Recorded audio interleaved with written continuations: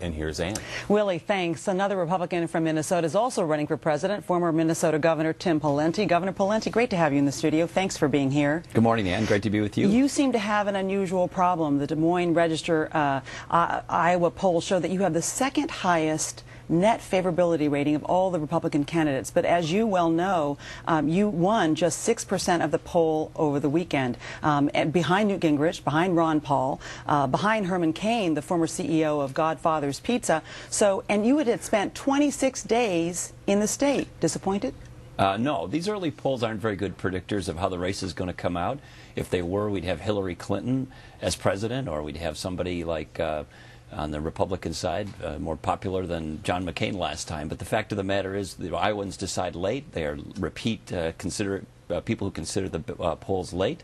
So the reality is Mike Huckabee at this point was at 4% in the polls. We're at 6%, and he ended up winning the Iowa caucuses. So there's still plenty of time to do well in Iowa and beyond. You sound like a very strong optimist, then. Okay, all right. We've got your fellow Minnesotan. We just heard from her, Michelle Bachmann, who has Tea Party support. She won front-runner status along with Mitt Romney, even though she won't announce until today. She has been described as being too far outside the mainstream to be president. You know her. You're both from Minnesota. Do you agree with that or disagree with that?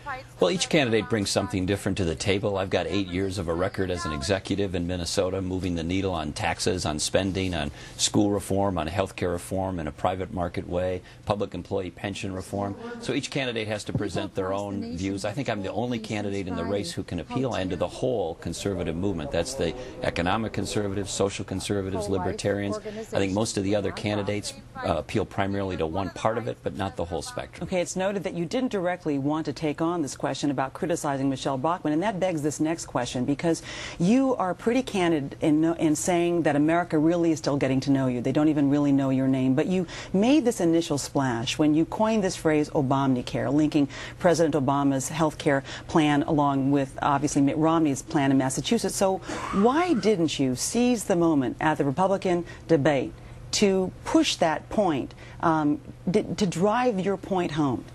Well, I decided in that moment to focus on President Obama, not Mitt Romney, but I think the press was expecting a more direct confrontation with Governor Romney, and we're happy to give them that if that's what they'd like. And I think it's appropriate. On issues, we've got some big differences. So his health care plan in Massachusetts is more like President Obama's plan. That's why I called it Obamacare. It's a different approach than we took in Minnesota, which was no mandates, no takeovers, and a more private market approach to health care reform. Well, some people actually, not just the press, but some pundits also said, and political watchers suggested, they essentially said you wimped out.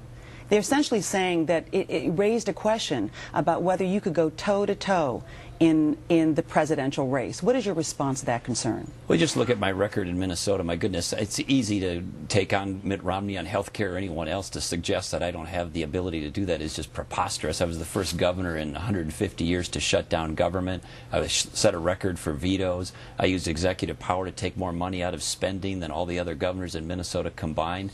I'm an old hockey player. I've probably been in more fights than the rest of the folks on that stage combined. So the idea that I'm not tough enough to take on Mitt Romney or anyone else in the debate is ridiculous. We just decided in that moment, I decided in that moment, to focus on President Obama rather than the rest of the Republican field at that moment. But there'll be plenty of time to show contrast between other Republicans and me. And I've got the best record in the field by far, and I've actually led in an executive position and moved the needle on conservative results. You mentioned playing hockey. You know, some people are still getting to know you. We should probably mention that you you did suffer a lot of difficulties. You lost your mom when you were just 16 years old, and you're the only person in your family to go to college. And you mentioned playing hockey. Do you foresee a rink in the White House if you become president?